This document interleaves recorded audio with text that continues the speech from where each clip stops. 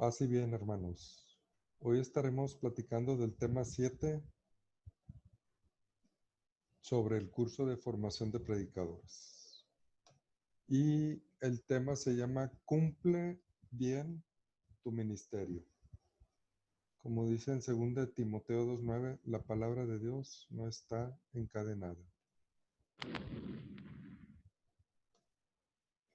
Dice precisamente en 2 Timoteo 4, del 1 al 5, fíjense las palabras que dice, y de hecho lo que viene en rojo hay que ponerle especial atención.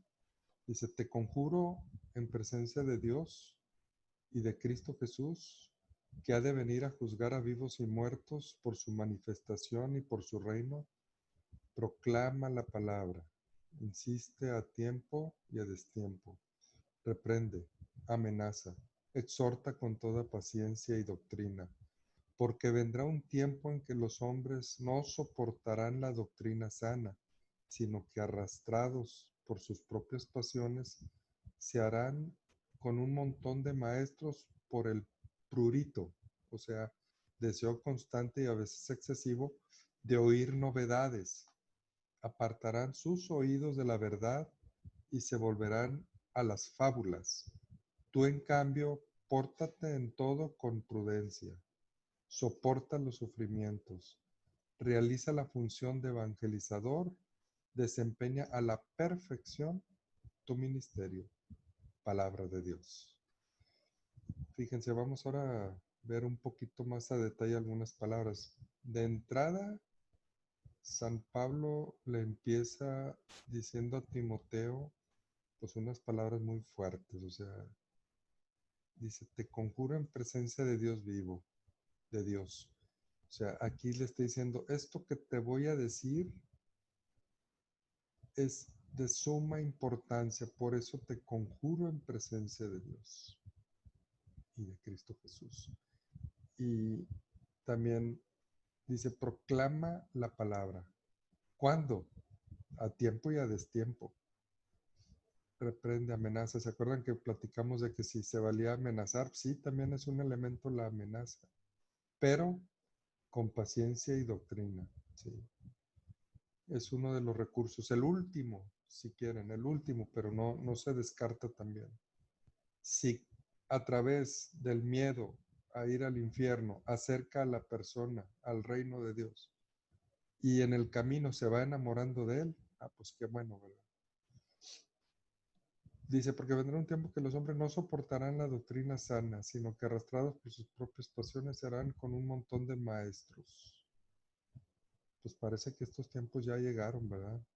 De oír novedades, apartarán su oído de la verdad y se volverán a las fábulas. Y también lo que menciona es, pórtate con prudencia, soporta sufrimientos, pero desempeña a la perfección tu ministerio. Y yo los felicito porque ustedes están aquí porque quieren día a día desempeñar su ministerio a la perfección. Esta palabra también es para nosotros. Y nos dice también el Evangelii Nunciandi en el número 80. Dice, y conservemos pues el fervor espiritual. ¿Se acuerdan del reclamo que el Señor dice en Apocalipsis? Tengo algo contra ti. Ya no me amas con tu primer amor. Y aquí nos está diciendo Evangelii Nunciandi, conservemos ese fervor espiritual. Conservemos la dulce y confortadora alegría de evangelizar. El simple hecho de evangelizar, de compartir, ya debe de producir alegría en nosotros. Incluso cuando hay que sembrar entre lágrimas, hagámoslo. Como Juan el Bautista, como Pedro, como Pablo, como los otros apóstoles, como esa multitud de admirables evangelizadores que se han sucedido a lo largo de la historia de la iglesia, con un ímpetu interior que nadie ni nada sea capaz de extinguir. Como dice Jeremías, tengo un fuego que no se apaga en mi interior. Un ímpetu interior que nadie ni nada sea capaz de extinguir. Sea esta la mayor alegría de nuestras vidas entregadas. Aquí debe estar nuestra mayor alegría, el compartir la palabra. Y ojalá que el mundo actual, que busca a veces con angustia, a veces con esperanza, pueda así recibir la buena nueva, no a través de evangelizadores tristes y desalentados, impacientes o ansiosos, sino a través del ministerio del Evangelio, cuya vida irradia el fervor de quienes han recibido ante todo en sí mismos la alegría de Cristo. Sí, o sea, para yo compartir este mensaje con alegría, tengo que haber recibido primero la alegría de Cristo y aceptan consagrar su vida a la tarea de anunciar el reino de Dios y de implantar la iglesia en el mundo. De hecho, Evangelii Nunciandi será el siguiente documento que estaremos estudiando. Es muy importante en la evangelización, es uno de los documentos del Concilio Vaticano II, de hace 50 años, pero parece que nos está hablando al hombre de hoy. Bien, bueno, primero necesitamos sentido de pertenencia y veamos qué nos narra San Pablo. Dice, atravesaron Pisidia y llegaron a Panfilia. Predicaron en Perge la palabra y bajaron a Atalía. Allí se embarcaron para Antioquía, de donde habían partido encomendados a la gracia de Dios para para la obra que habían realizado. A su llegada reunieron a la iglesia y se pusieron a contar todo cuanto Dios había hecho juntamente con ellos. Fíjense qué bonito dice. Dios había hecho juntamente con ellos y cómo había abierto a los gentiles la puerta de la fe y permanecieron no poco tiempo con los discípulos. Palabra de Dios. Pues esto viene en Hechos 14, del 24 al 28.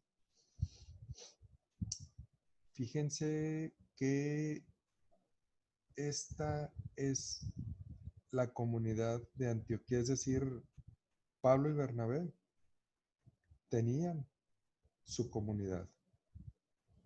Sí andaban, ahora sí que por todo el mundo conocido, predicando, pero ellos tenían su comunidad. Por eso contaban todo cuanto Dios había hecho. Yo me imagino que con mucho entusiasmo, con mucha alegría, les participaban a sus hermanos en la fe, cuanto había sucedido. Y me recuerda a esta cita de Romanos 1:12, para sentir entre vosotros el mutuo consuelo de la común fe, la vuestra y la mía. Así como le escribe San Pablo a los romanos en este número, era lo que estaban haciendo aquí. Estaban compartiendo el mutuo consuelo de la fe. Qué importante es que un predicador, evangelizador, esté insertado en una comunidad donde él pueda compartir el mutuo consuelo de la fe. Vemos que Antioquía era la comunidad a la que pertenecía San Pablo en ese momento, pero estaba en comunión también con la Iglesia Universal. Vemos que él organiza la colecta para los pobres de Jerusalén, lo menciona en 1 Corintios 16:1. Es decir, aunque él pertenecía a una comunidad, no era una isla, sino que estaba también en conexión con la Iglesia de Jerusalén. Tenía una conexión con la Iglesia Universal. Sentido de pertenencia, tanto a mi iglesia local, a mi grupo, mi comunidad local, como a la universal. Dice Deus Caritas Est, Dios es amor, de Benedicto XVI, en el número 33. Quien ama a Cristo, ama a la iglesia y quiere que ésta sea cada vez más expresión e instrumento del amor que proviene de él. amar a la iglesia, amar a mi grupo, amar a mi comunidad y que cada vez sea más expresión e instrumento del amor. Aquí es donde muchas veces luchamos cuando el predicador es el que quiere brillar, es el único que quiere brillar y no quiere que brillen los demás hermanos, no quiere que brillen la comunidad, no quiere que la comunidad sea esa expresión e instrumento del amor, nada más quiere ser él. Entonces aquí estamos con sentimientos en contra de lo que nos dice el Papa Benedicto. Quien ama la iglesia quiere que sea capaz de ser esa expresión e instrumento del amor. Entonces tenemos que tener sentido de pertenencia, pero también saber que somos siervos. Nos dice en Lucas 17:10, de igual modo vosotros, cuando hayáis hecho todo lo que os fue mandado decir, somos siervos inútiles que hemos hecho lo que debíamos hacer. También hay una palabra que contrasta, vamos a decir que contrasta, viene en San Juan 15:15, y esa palabra dice, no los llamo ya siervos, porque el siervo no sabe lo que hace su amo. A ustedes los he llamado amigos, porque todo lo que he oído a mi Padre se los he dado a conocer. Palabra de Dios. Pues como si contrastaran, pero no contrastan. Se complementan estas lecturas. La lectura de San Juan, la que dice, ya no los llamo siervos, los llamo amigos, porque les doy a conocer todo lo que he oído de mi Padre, es para sentirnos privilegiados de ser escogidos, de ser amigos del Señor. Pero cuando yo desempeño un servicio, muy bien sabe el Señor, si Satanás, estando ante la presencia de Dios, se fue revelando poco a poco, quiso ser más que Dios. También nosotros podemos caer en eso, nosotros que somos hechos de barro. Entonces, por eso cuando desempeñamos un servicio, aunque somos amigos, porque el Señor nos revela lo que hay en su corazón y nos lo comparte, cuando desempeñemos un servicio, debemos considerarnos siervos inútiles, que solamente hemos hecho lo que debíamos hacer. ¿Por qué? Pues precisamente para no perdernos, para que no se nos empiece a subir la cabeza que somos. Ah, qué buen predicador soy, de veras que se la baña el Señor conmigo. Me ilumina de tal forma que esas palabras que fluyen por mi boca, qué bárbaro. Gracias, Señor, por hacerme un buen predicador, no como a estos. Y este pensamiento me recuerda al que entra al templo, ¿verdad? Diciéndole, gracias, Señor. Entran dos, dice nuestro Señor Jesús, entran dos al templo. Uno, diciéndole, gracias, Señor, porque yo cumplo con todo y no soy como este. Y voltea al que está arrodillado y ni siquiera ni siquiera levantaba la cara y solamente pedía perdón. Y dice el Señor, yo les aseguro que el que sale justificado fue el que se estuvo humillando. Y así nosotros, como somos tan débiles y tan muy rápidamente caemos en el peligro de creernos, acuérdate de esta palabra, somos siervos inútiles. Pero cuando el Señor te comparta algo de su corazón para ti, para que lo vivas y para que lo compartas, entonces piensa en la otra palabra, San Juan 15:15. Los llamo amigos y no siervos, porque les doy a conocer lo que he oído de mi Padre. Dice en Deus Caritas es también en el número 35. Este es un modo de servir que hace humilde al que sirve.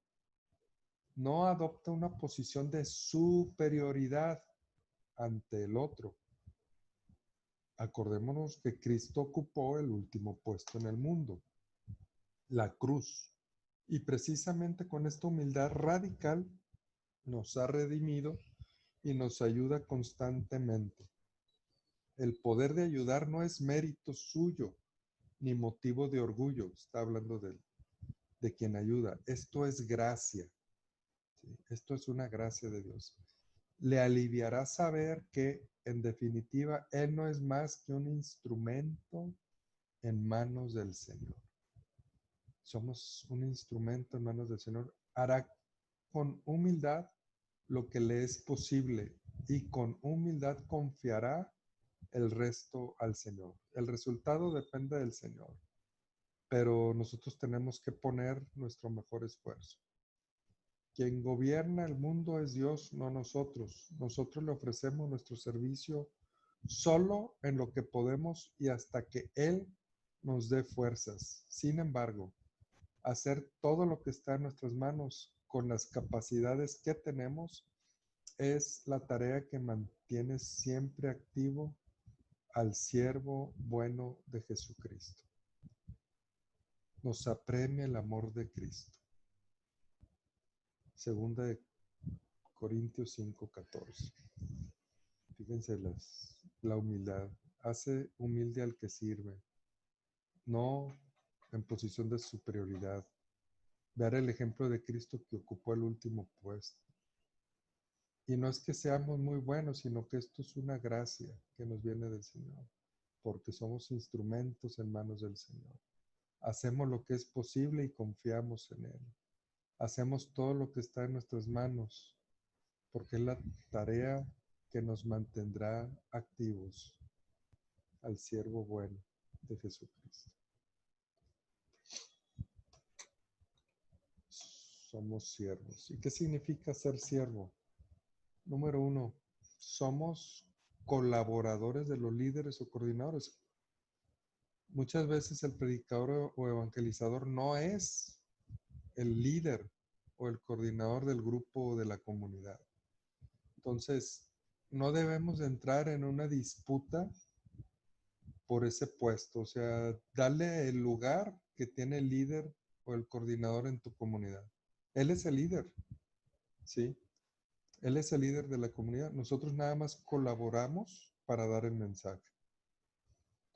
2, estamos dispuestos a trabajar duro y también pues tenemos que cuidar nuestro descanso, salud física, no aceptando más compromiso de lo que podamos cumplir.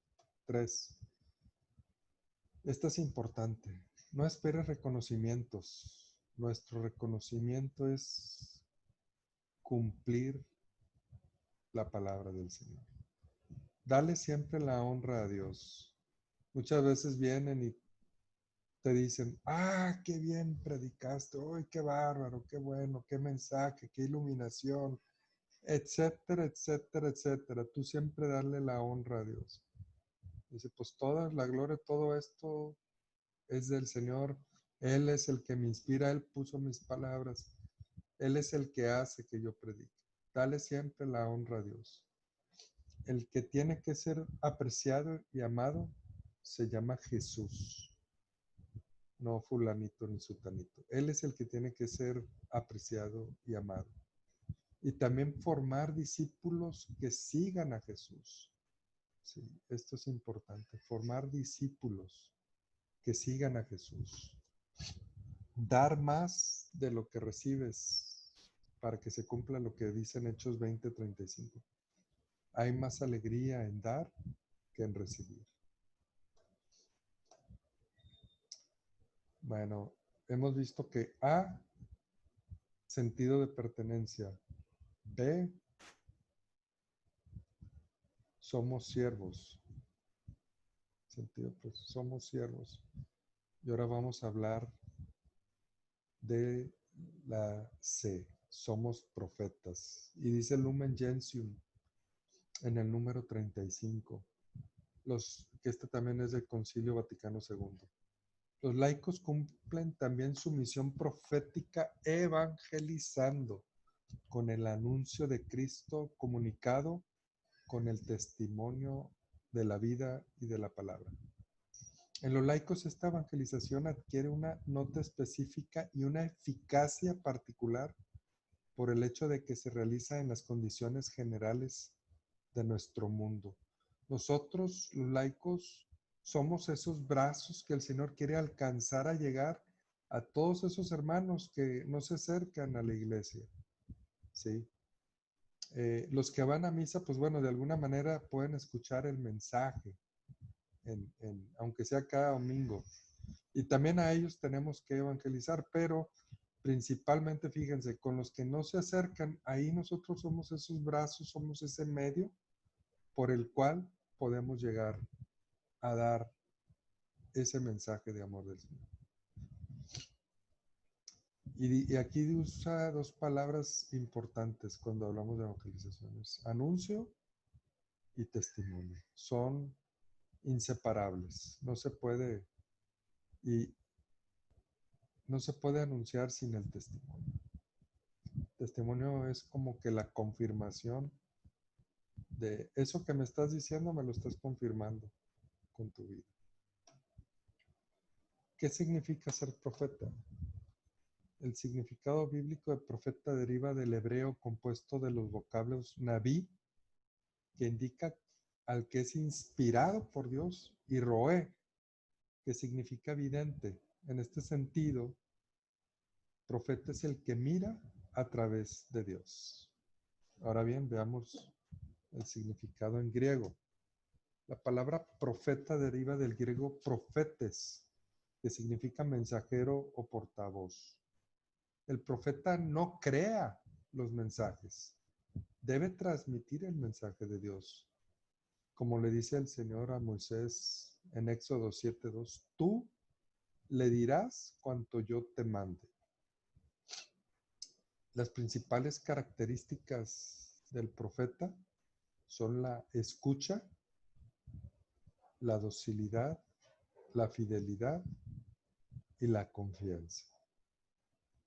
Qué importante es la escucha, tener la capacidad de escuchar al Señor con esos oídos espirituales, de escucharlo cómo habla en el corazón. Después de escucharlo, la docilidad, cumplir lo que me está pidiendo, ser dóciles, la fidelidad a la palabra y la confianza en que Él va a obrar. Estos 4 elementos importantes en el profeta. En 1 Timoteo 4:13 nos dice, hasta que yo llegue, dedícate a la lectura, a la exhortación, a la enseñanza. No descuides el carisma que hay en ti. Y ahorita lo que el Señor ahorita te dice, si Él te ha dado este carisma de predicación, no descuides el carisma que hay en ti. Al contrario, qué bueno que estés buscando cómo desarrollarlo mejor. Continuando con la lectura, no descuides el carisma que hay en ti, que se te comunicó por intervención profética mediante la imposición de las manos del colegio de presbíteros. Ocúpate en estas cosas. Vive entregado a ellas para que tu aprovechamiento sea manifiesto a todos. Vela por ti mismo y por la enseñanza. Persevera en estas disposiciones, pues obrando así, te salvarás a ti mismo y a los que te escuchan. Palabra de Dios. Vamos a ver las palabras claves de esta lectura. Dice, la lectura, dedícate a la lectura. O sea, el predicador tiene que tener una vida de lectura bíblica. No así es como que, ay, de vez en cuando. No, tiene que tener una vida, tiene que estar eh, unido a la palabra. Tiene que estar modelado por la palabra. Tiene que ser capaz de escucharla, de vivirla, la palabra. Y pues después de escucharla, la exhortación, la enseñanza, y no descuidar el carisma. Vivir entregado a estas cosas. Velar por ti mismo y por la enseñanza, ¿sí? Lo que estamos haciendo ahorita. Estás trabajando en tu enseñanza, cómo ser mejor.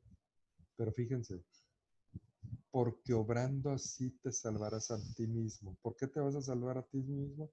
Porque vas a ser fiel, cumpliendo bien eso que Dios te ha dado, ese carisma. Y a través de ti salvarás a los que te escuchen. obrando así te salvarás a ti mismo y a los que te escuchan. Aquí San Pablo nos está diciendo, si cumples bien tu carisma de profeta, como el Señor quiere, vas a salvarte a ti por hacer ese siervo bueno y fiel que cumple lo que el Señor le pide, dando ese testimonio con el anuncio y el testimonio de vida, ¿sí? Y a través de ti salvarás también a los que te escuchan.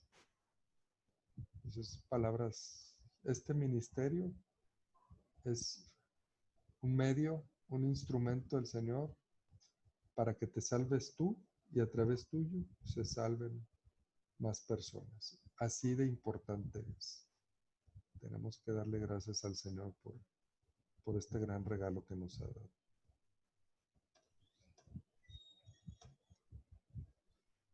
Antes de hablar de Dios, el profeta debe hablar con Dios, pasar mucho tiempo a solas con Dios, llenándose del amado, llenándose del mensaje. El primero que experimenta el mensaje es el mismo profeta, antes de decirlo. Y esto nos lleva a preguntarnos, ¿cuánto tiempo al día paso en oración diaria? ¿Cuánto tiempo? Porque aquí está la base. Aquí está el momento en el cual yo me lleno del Señor. Yo penetro en sus misterios. Él es capaz de hablarme en mi interior y también capaz de hablarme en la lectura bíblica y de muchas otras maneras. Pero este es el momento. ¿Cuánto tiempo paso a solas con el Señor? Esta es la base de todo. Aquí está todo, porque aquí es donde tú vives, experimentas, escuchas, reflexionas, meditas, contemplas la palabra del Señor. Es donde la haces tuya para después de hacerla tuya, vivirla. Ya después el paso 2 es predicarla, pero este es el paso 1. Dice el Catecismo de la Iglesia Católica en el número 2584, a solas con Dios, los profetas extraen luz y fuerza para su misión. ¿Quieres saber cómo hacerle? A solas con Dios. Te faltan fuerzas, sientes que te falta ánimo, te sientes débil. Aquí está, a solas con Dios.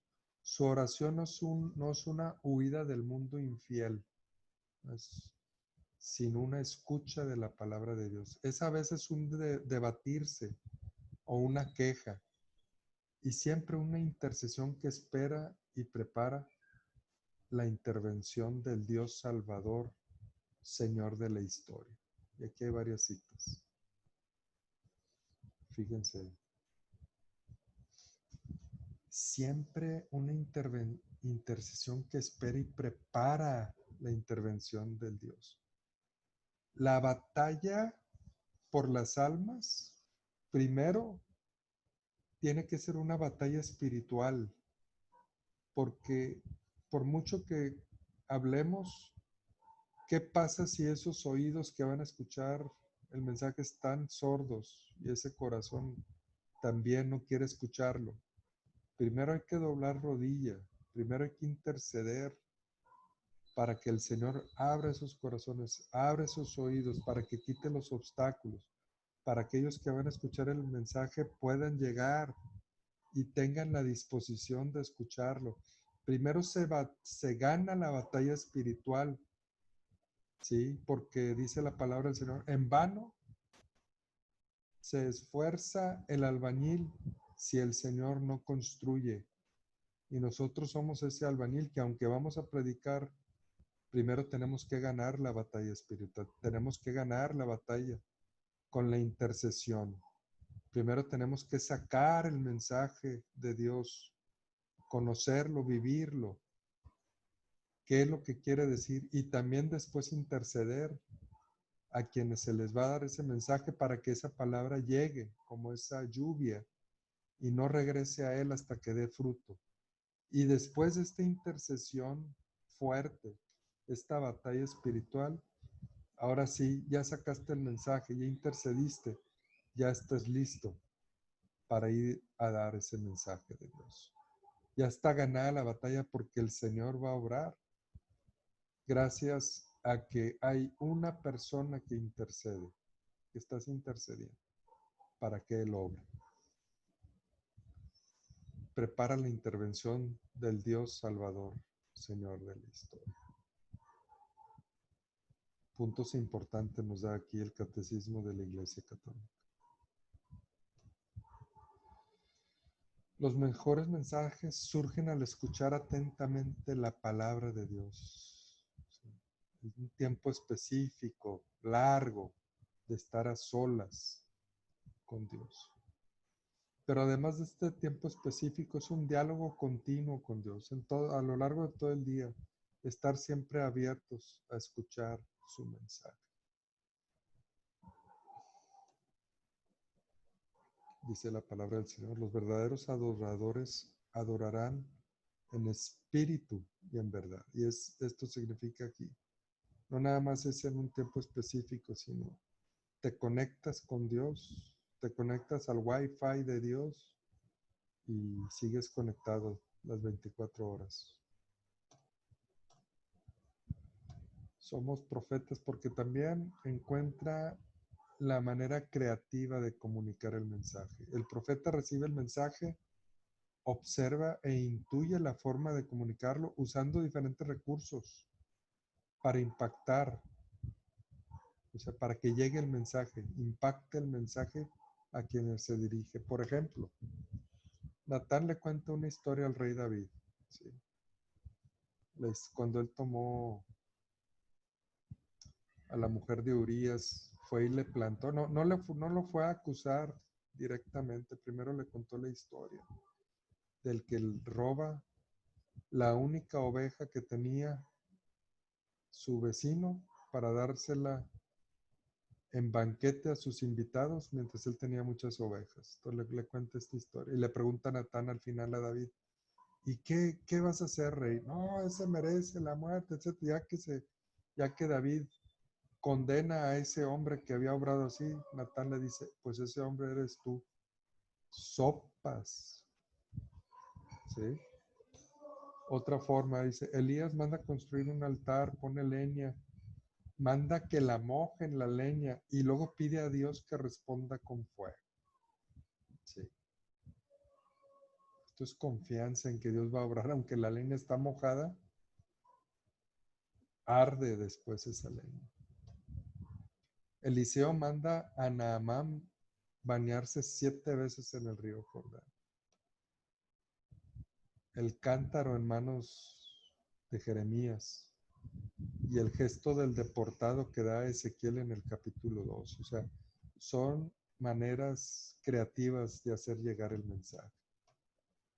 Dice, tendríamos que preguntarnos, ¿cuáles son las formas creativas que yo estoy usando para transmitir el mensaje?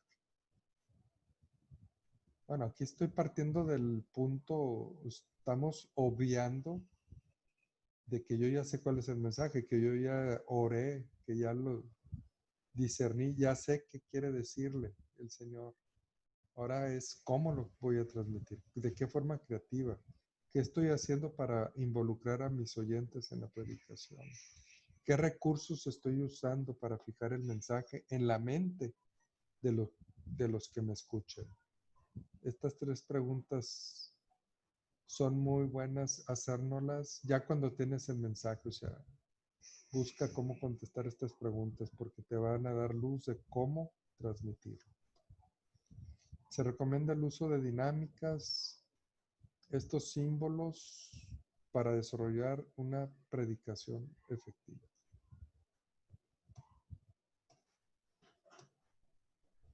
Y nos dice en el Evangelii Gaudium, que ya hemos leído en el número 33, invito a todos a ser audaces y creativos en esta tarea de repensar los objetivos, las estructuras, el estilo y los métodos evangelizadores de las propias comunidades. Ser audaces y creativos, nos dice el Papa Francisco. Muy bien. Eh, Ahora pues ya terminamos prácticamente el tema de hoy. Veamos ahora el video. Acordémonos que es de 3 minutos, el semanal. Y pues hay que decir el auditorio, presentarse y presentar el tema, una cita bíblica al menos, desarrollar la exposición, un testimonio personal con respecto al tema impartido, una exhortación o invitación.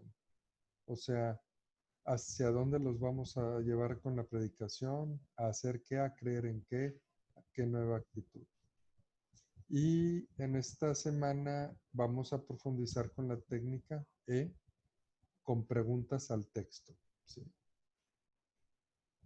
Algo importante. Ahora vamos a comenzar, como ya algunos ya empiezan a terminar lo de Evangelii Gaudium, ahora vamos a empezar con la exhortación apostólica Evangelii Nunciandi de Paulo VI, que también es parte del Concilio Vaticano II. Aunque es hace 45 años, como les decía hace ratito, pareciera que la escribieron para el hombre de hoy. Y aquí es igual, es una página de resumen de lo más importante y un comentario personal de media página. ¿Cuáles van a ser las partes de esta Evangelii Nunciandi? Introducción y capítulo 1, después el capítulo 2, capítulo 3, capítulo 4, capítulo 5, 6 y 7. Bueno, es el 7 y la conclusión. ¿Sí? Estas, aunque parecen 7 capítulos, o sea, parece mucho, pero estamos hablando que entre todos son como 50 páginas, o sea, menos de 10 páginas va a ser cada uno de estos capítulos. Otro punto que quiero aclarar en los comentarios personales. Los comentarios personales ahorita me hacen algunos me hacen un resumen del resumen y no es eso. Más bien lo que quiero es que se contesten 4 preguntas. ¿Qué fue lo que más me gustó de lo que leí? En mi realidad, ¿qué se está viviendo? ¿Qué me pide el Señor en lo personal de esto que acabo de leer? O sea, de alguno de estos capítulos. Y la más importante de todas, si no todo caería en saco roto, ¿a qué me comprometo con el Señor de lo que aquí me pide en esta lectura? Y pues bien, mis hermanos, el Señor me los bendiga, me los guarde y nos vemos la próxima semana. Bendiciones.